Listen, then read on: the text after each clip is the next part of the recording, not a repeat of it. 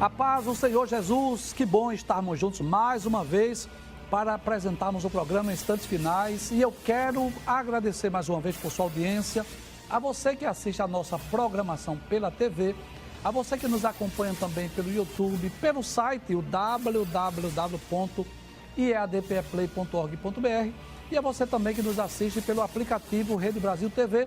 Que Deus te abençoe, que as bênçãos de Deus continuem sendo derramadas sobre você e sua família, e seja muito bem-vindo à sua aula de escatologia no seu lar.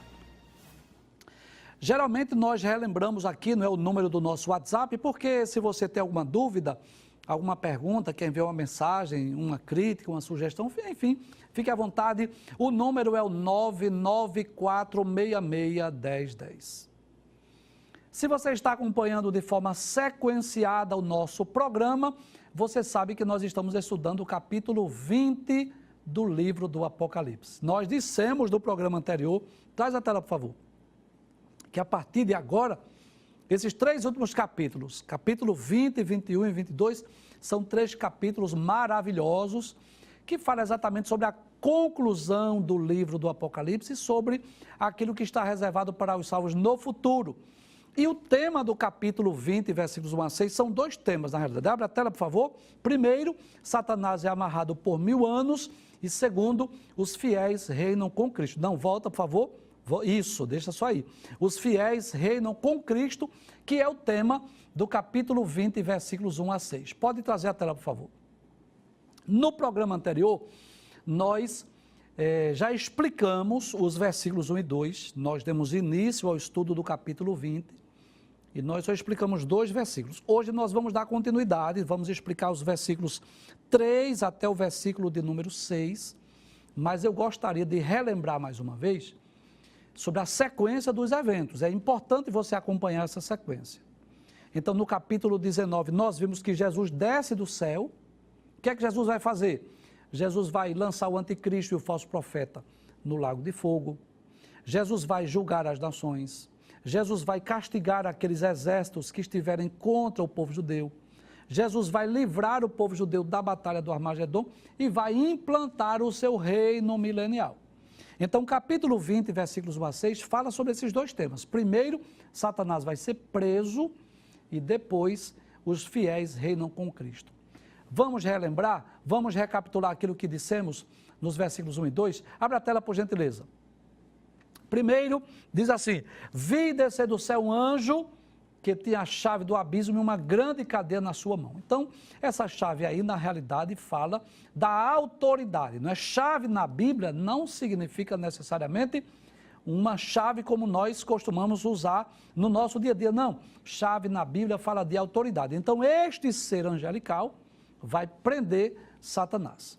No versículo 2, nós vimos, pode passar a tela, que são atribuídos aí 4 títulos ao mesmo ser, ao mesmo personagem, que é Satanás. Ele é chamado de dragão, porque é assim que Satanás é apresentado no livro do Apocalipse. Ele é chamado de antiga serpente, porque foi através de uma serpente que Satanás enganou Eva lá no Éden. Ele é chamado de diabo, que significa caluniador, e ele é chamado também de adversário, né? Ou Satanás, que é chamado de adversário. E o texto deixa bem claro que o anjo amarrou Satanás por 1000 anos. Traz a tela. Então, nós gostaríamos de relembrar o que nós já dissemos. A nossa escola de interpretação, ela é pré-tribulacionista e pré-milenista. E o que significa isso, professor? Quando dizemos que somos pré-tribulacionistas, cremos que Jesus vem buscar a igreja, vem arrebatar a igreja antes da grande tribulação. E quando nós dizemos que somos pré-milenistas, nós cremos que Jesus volta a esta terra antes do milênio. Exatamente por isso, porque Jesus vem para implantar o seu reino milenial. Então, nós não estamos vivendo o milênio, de forma alguma. Não tem nem como pensar nessa possibilidade. Por conta da maldade, do ódio, da violência, tantas coisas ruins, catástrofes que estão ocorrendo no mundo, não tem nada a ver com as profecias bíblicas acerca do milênio. Por sinal, eu gostaria de lembrar que nós temos uma média de 8 programas lá no playlist no YouTube que nós, na temporada passada, nós explicamos sobre os eventos escatológicos e nós explicamos o que é o milênio, quando será o milênio, quais são as escolas de interpretação, quais são as características do milênio. Se você quer maiores informações, te aconselho ir lá no playlist, lá no YouTube, e você localiza, seleciona lá esses programas para você rever. Hoje, né, no programa anterior, e hoje nós vamos explicar apenas os 6 primeiros versículos do capítulo 20. Então, nós não vamos estar aqui falando sobre as profecias do milênio ou sobre as características do milênio, não. Nós vamos nos deter a esse texto. Como nós já explicamos e também já reforçamos o aprendizado, relembrando o que nós vimos, nós vamos para o versículo de número 3. Pode passar a tela, por favor. Aí diz, versículo 3, né, que aquele anjo que tinha uma chave na mão, prendeu Satanás, aí diz, e lançou-o no abismo, e ali o encerrou, e pôs selo sobre ele, para que não mais engane as nações. 4 informações importantes. Pode deixar essa tela aí, por gentileza. Primeira informação, lançou no abismo. Professor, onde é esse abismo? Não sabemos ao certo. Talvez, é possível que seja aquele abismo que está lá no Sheol Hades, que está ali entre o seio de Abraão e o Sheol propriamente dito. Há um abismo ali. Abraão disse àquele mendigo, quem está aqui não pode passar para lá e quem está lá não pode passar para cá, porque tem um abismo entre nós. Isso é uma possibilidade. Segunda informação, o encerrou. Encerrou aí significa prendeu. Terceiro, pôs selo sobre ele. O que significa isso, professor? Nos tempos bíblicos, pode trazer a tela, por favor, era colocado um selo. O selo dava uma certa autenticação, era para que ninguém violasse, para que ninguém abrisse. Então, claro que isso aí é simbólico. Esse anjo que prendeu Satanás no abismo, quando diz, pôs selo sobre ele, é como se dissesse assim, não tem ninguém que possa abrir, está selado. Há aqui uma garantia de inviolação, ninguém pode inviolar isso aqui, ninguém pode tirar este selo. Quarta informação, pode trazer a tela, por favor? Então, lançou no abismo, abre a tela, por favor. Lançou no abismo, encerrou, ou seja, prendeu, pôs selo sobre ele para que ninguém pudesse abrir, ou tirar o selo, ou libertar Satanás. Aí o texto diz, para que mais não engane as nações até que os 1000 anos se acabem. Que coisa interessante. Para que a paz, a justiça prevaleça na terra durante os 1000 anos, Satanás estará preso. E o texto deixa bem claro para que ele não engane as nações. E ontem nós já falamos um pouco sobre esse ser angelical, esse ser espiritual. Porque o texto fala sobre 4 títulos, né? Ele é chamado o grande dragão, a antiga serpente, diabo e Satanás, nós já explicamos sobre ele. Mas hoje eu gostaria de falar da atuação de Satanás no mundo. A influência, a ação diabólica no mundo, ela é muito grande. Maior do que nós possamos imaginar. Por trás desses sistemas políticos mundiais, por trás dessa globalização, desta organização dos países, não existe apenas mentes humanas, não existe apenas mentes pensantes, de líderes, de ditadores, de reis, de presidentes, não. Existe uma mente espiritual, um ser espiritual que é chamado por alguns teólogos de psicólogo milenar, que vem influenciando a humanidade. Isso está muito claro nas páginas da Bíblia.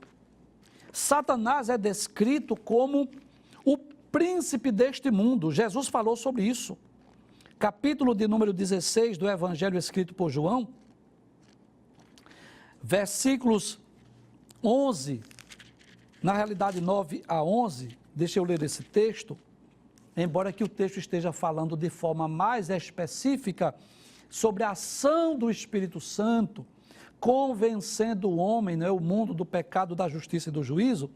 Mas veja que coisa interessante, capítulo 16, versículo 9 em diante, diz, do pecado, porque não crê em mim. Ou seja, o Espírito Santo vai convencer o homem do pecado, porque os homens não creem em Cristo, sem a ação do Espírito. da justiça, porque vou para meu Pai e não me vereis mais. Então o Espírito Santo vai convencer os homens da justiça, porque Jesus veio ao mundo para pagar o preço pelo nosso resgate, pela nossa redenção. Versículo 11, e do juízo, porque já o príncipe deste mundo está julgado. Então veja que Satanás aqui, ele é chamado de príncipe deste mundo. Na segunda carta de Paulo aos Coríntios, no capítulo 4, versículo de número 4, Satanás é chamado de Deus deste século. Paulo diz assim, versículo 3, mas se ainda o nosso evangelho está encoberto, para os que se perdem está encoberto, no qual, veja, por que é que o evangelho está encoberto ainda para aqueles que se perdem? Aí ele diz, o Deus deste século, e veja que Deus aqui está com D minúsculo. E quando Deus está com D maiúsculo, está falando do nosso Deus, o verdadeiro, aquele que criou os céus e a terra. Mas quando a Bíblia fala de Deus com D minúsculo, ou deuses com D minúsculo, está se referindo a deuses, podem ser ídolos, feitos por mãos de homens, quando está no plural, e quando está no singular aqui, refere-se a Satanás. O Deus deste século cegou o entendimento dos incrédulos. Então, este ser angelical vai prender Satanás para quê? Para que a paz e a justiça prevaleça na terra e para que Satanás não engane as nações. Veja o que diz o texto, abra mais uma vez, versículo 3. Pode abrir, por favor?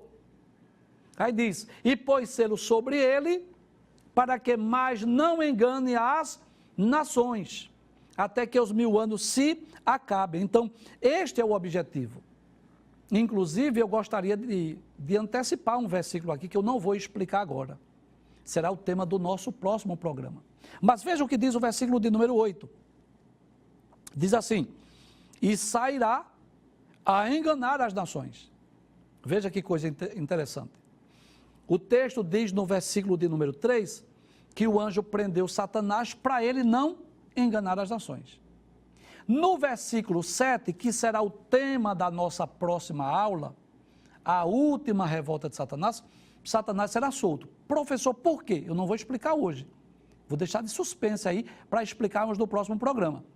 Mas a partir do versículo 7, o texto diz que ele será solto. E quando Satanás for solto, depois de 1000 anos, o que é que ele vai fazer? O versículo 8 diz, e sairá a enganar as nações.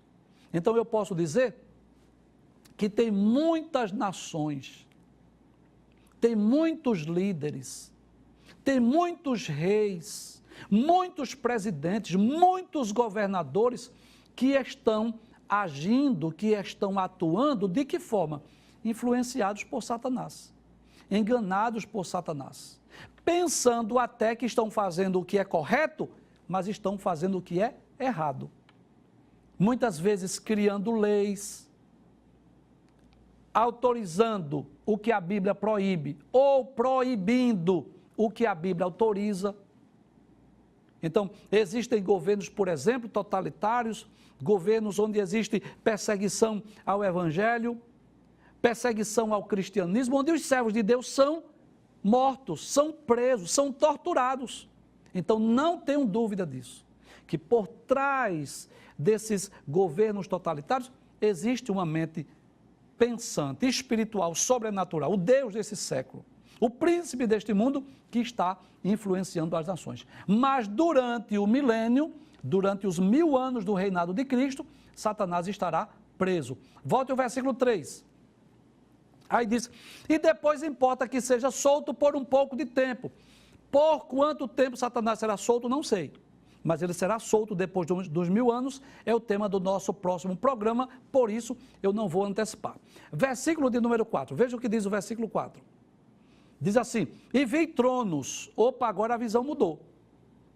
A visão agora mudou completamente, porque a visão que João estava tendo era de quê? De um ser angelical prendendo Satanás, mas agora ele viu tronos, glória a Deus, e assentaram-se sobre eles aqueles a quem foi dado o poder de julgar.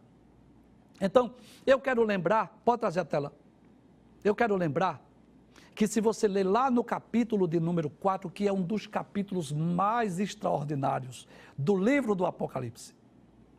Eu amo este capítulo, eu sonho, anelo e desejo ter aquela visão que João teve, do trono de Deus e de 24 tronos. Nós já explicamos, você pode ir lá no playlist e rever que não só tem o trono de Deus no céu, existem outros 24 tronos. Então observe que nesse capítulo 20, versículo 4, que nós dividimos aí parte A e parte B por conta da extensão do texto, João viu tronos, ele não disse quantos. No capítulo 4 está explícito, são 24, mas aqui no capítulo 20, versículo 4, ele não diz quantos. Mas ele viu e disse que estavam sentados sobre eles aqueles a quem foi dado o poder de julgar. E isso nos faz lembrar o que está no Evangelho escrito por Mateus, capítulo de número 19, versículo de número 28. Jesus fez uma promessa àqueles que seguiram ele, aqueles 12 homens. É claro que nós vamos excluir aí Judas Iscariotes, não é? Que depois foi substituído por Matias. Mas aqueles homens que deixaram, não é? Por um período de tempo, não é que eles se divorciaram das suas esposas, mas por um período de tempo, abriram mão do convívio familiar para estarem com Jesus nas terras empoeiradas da Galileia. O que foi que Jesus prometeu? Jesus disse: em verdade vos digo que vós, que me seguistes, não são todos os crentes aqui, ele está falando daquele grupo seleto, os apóstolos. Quando na regeneração, o Filho do Homem se assentar no trono da sua glória, também vos assentareis sobre 12 tronos para julgar 12 tribos de Israel. Então, lá no capítulo de número 4 do Apocalipse, aparecem 24 tronos, que nós dissemos aqui, tudo leva a crer que são 12 patriarcas e 12 apóstolos. Jesus aqui mencionou só sobre 12 tronos, porque ele estava falando dos apóstolos, aqueles que lhe seguiram. No capítulo 20, versículo 4, João não disse quantos tronos haviam, mas ele disse que haviam tronos e que assentaram-se sobre eles aqueles a quem foi dado o poder de julgar. Como o texto diz aqui, que vão julgar as 12 tribos de Israel, tudo leva a crer que estes tronos são exatamente dos apóstolos que estarão julgando o povo de Israel nessa ocasião. Mais uma vez, capítulo 20, versículo 4. Pode trazer a tela, por favor. Mas João não viu só os tronos. João disse: vi as almas daqueles que foram degolados pelo testemunho de Jesus e pela palavra de Deus. Professor, quem são essas almas que foram degoladas pelo testemunho de Jesus e pela palavra de Deus? Pode trazer a tela? Simples, os mártires da grande tribulação. E por que eu digo que são os mártires? Porque a igreja já havia ressuscitado na ocasião do arrebatamento. Essa ocasião é a vinda de Jesus em glória, então não pode ser a igreja, porque os salvos já ressuscitaram, são aqueles que morrerem durante a grande tribulação. Se você quiser anotar, você adota, Apocalipse, capítulo 6, versículos 9 e 10. Na abertura do 5º selo, João viu debaixo do altar as almas dos que foram mortos, foram degolados pelo amor da palavra de Deus, pelo testemunho que deram. Capítulo de número 7, versículos 9 a 14, João viu uma grande multidão, que ninguém podia contar, de toda raça, tribo, povo, língua e nação. E um dos anciãos perguntou a João assim: quem são esses? De onde vieram? João disse: eu não sei, tu sabes. Ele disse: estes são os que vieram da grande tribulação. Então essa multidão aí, essas almas, são os mártires, aqueles que serão mortos, serão decapitados, serão torturados e assassinados durante o período da grande tribulação. Passa a tela para a gente ver ainda capítulo 20, versículo 4, pode passar. Aí ele diz, falando dessa grande multidão, desses mártires, ele diz: e que não adoraram a besta nem a sua imagem. Pode deixar essa tela aí por alguns minutos, por favor.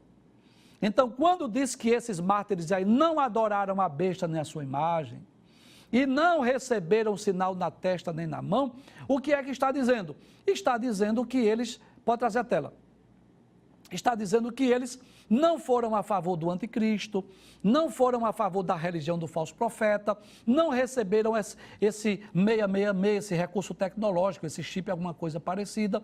Eles preferiram a morte do que seguir aquele plano de governo e aquela religião que será implantada durante o o governo do anticristo aqui na terra durante o período da grande tribulação.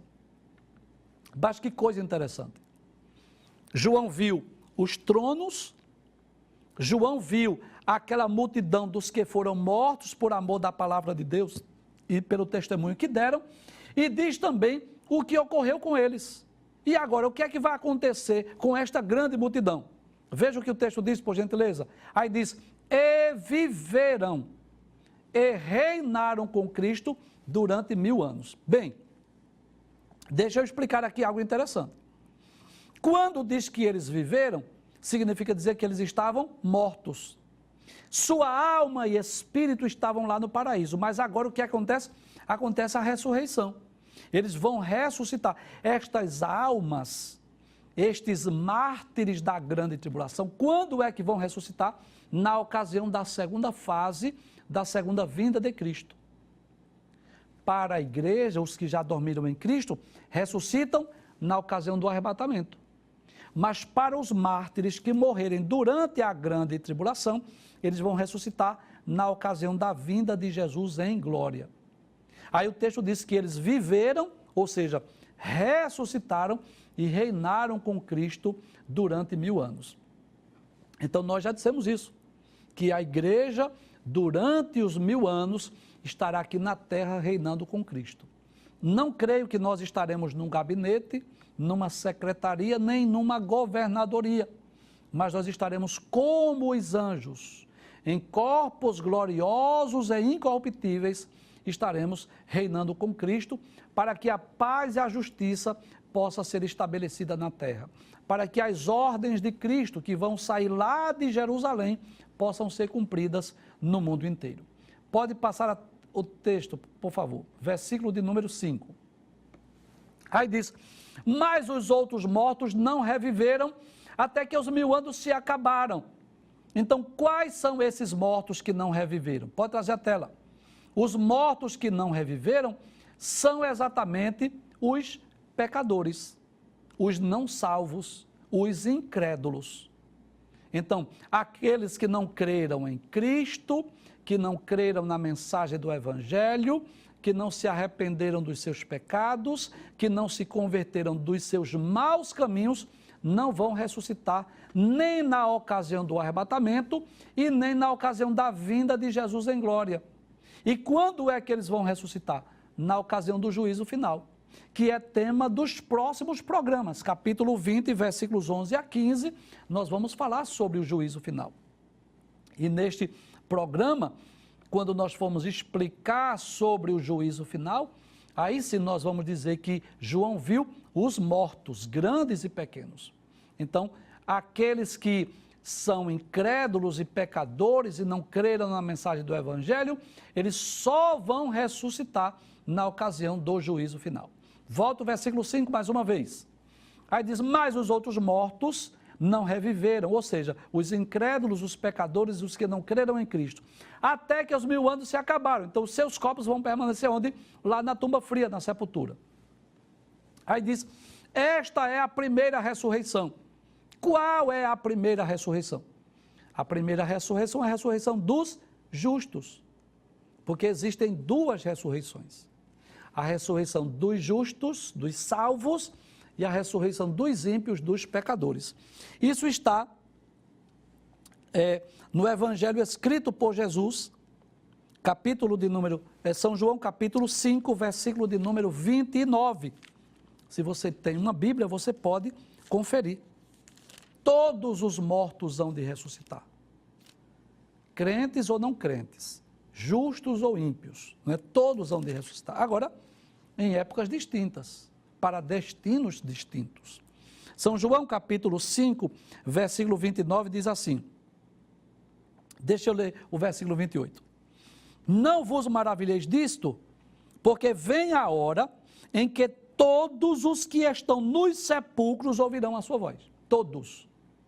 Independente de quanto tempo morreu, todos hão de ressuscitar. Agora, versículo 29 ele diz, os que fizeram o bem sairão para a ressurreição da vida, e os que fizeram o mal para a ressurreição da condenação. Então, observe que são duas ressurreições. Existe a ressurreição da vida e a ressurreição da condenação. Abre o texto mais uma vez, versículo de número 5, diz, esta é a primeira ressurreição. Pode trazer a tela mais uma vez. Então, a primeira ressurreição, que é a ressurreição dos justos, ela ocorrerá em 3 fases distintas.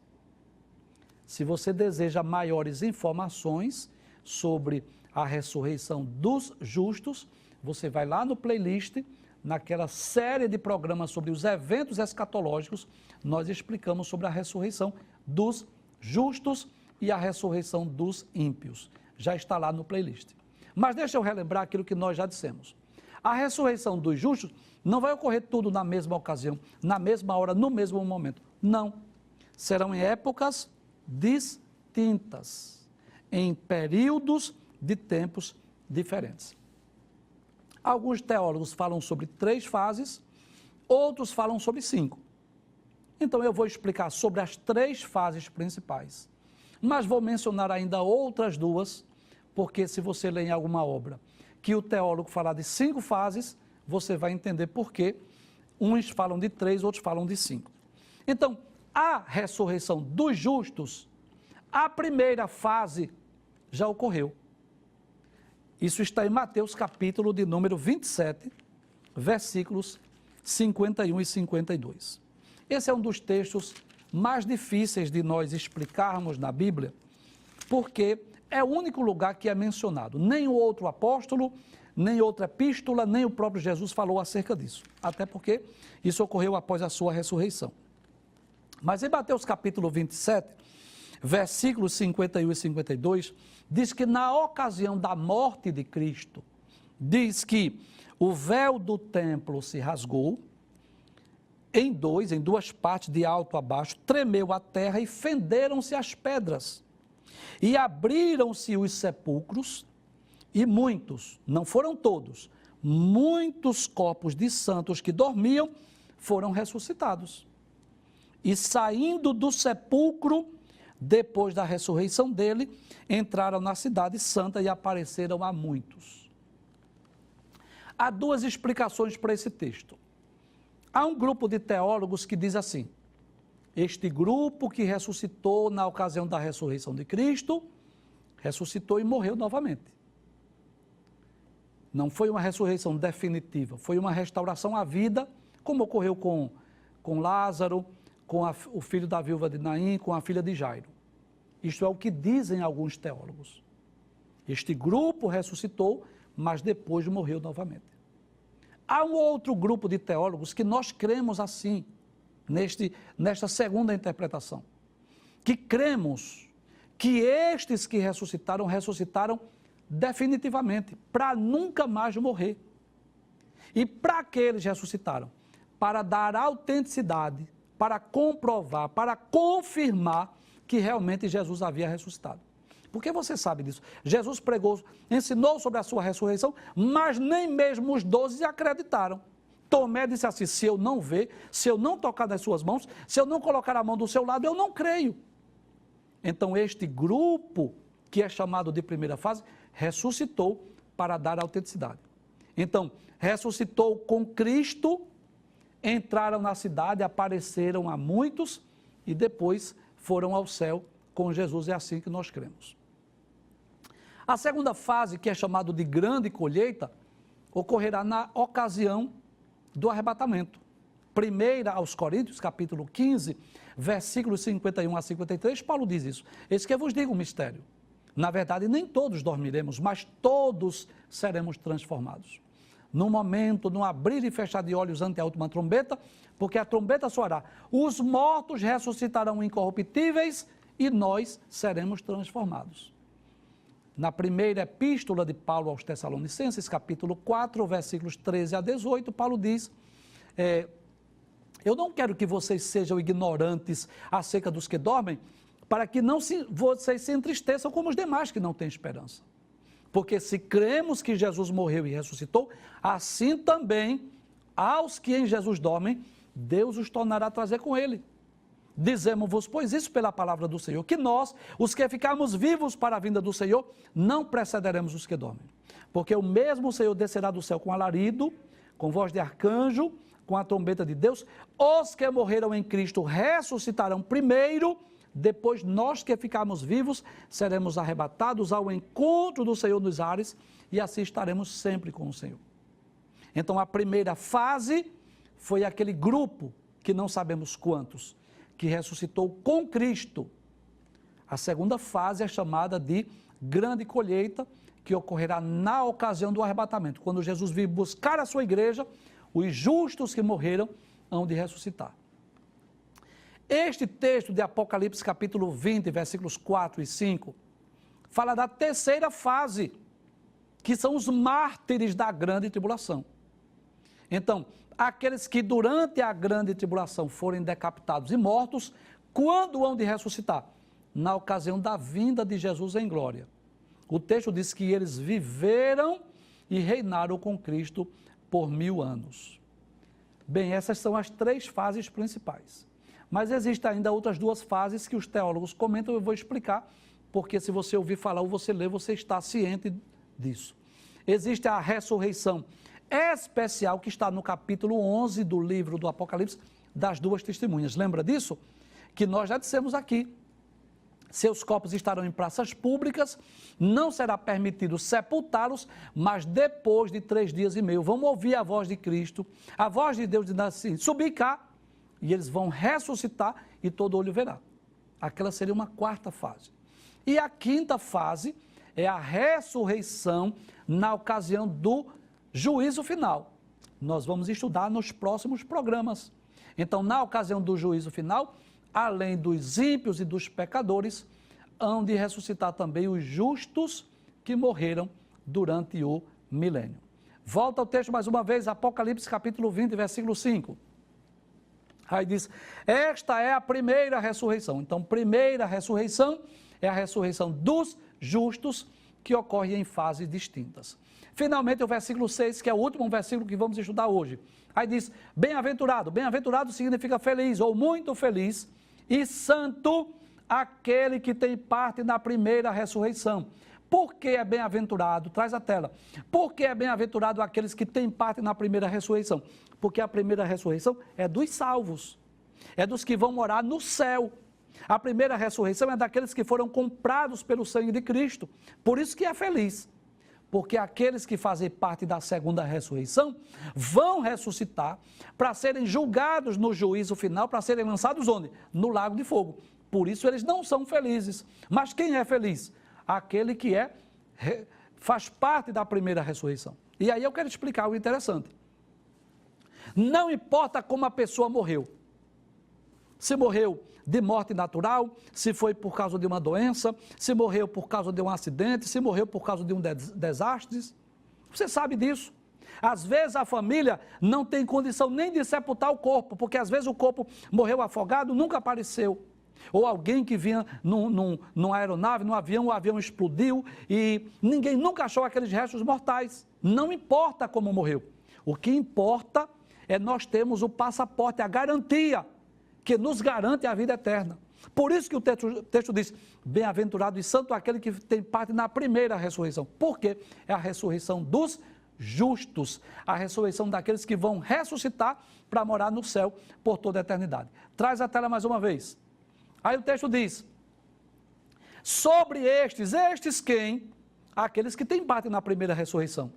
Diz, não tem poder a segunda morte, mas serão sacerdotes de Deus e de Cristo e reinarão com ele 1000 anos. Então, sobre estes, 2 bênçãos. Primeira bênção, não tem poder a segunda morte. E o que é a morte? A morte é a separação da alma e espírito do corpo. Só que existem 3 tipos de mortes. Nós temos 2 programas lá no YouTube que nós falamos sobre isso. Você pode ir lá e rever. Existe a morte física, que é essa que todos nós estamos sujeitos, quando há essa separação da substância material da imaterial.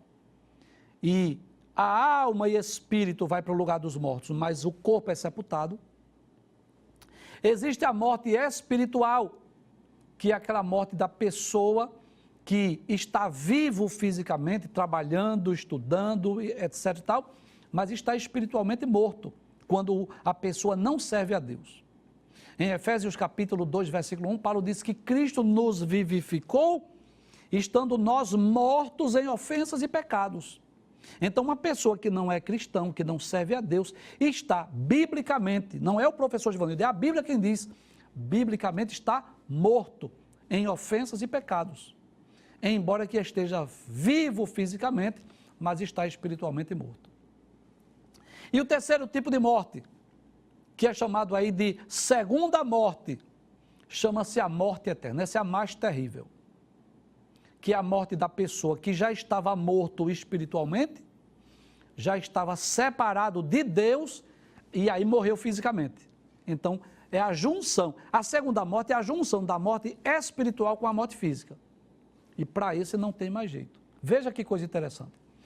Para a morte física ainda tem jeito. Qual é o jeito? A ressurreição. Quem morreu vai ressuscitar.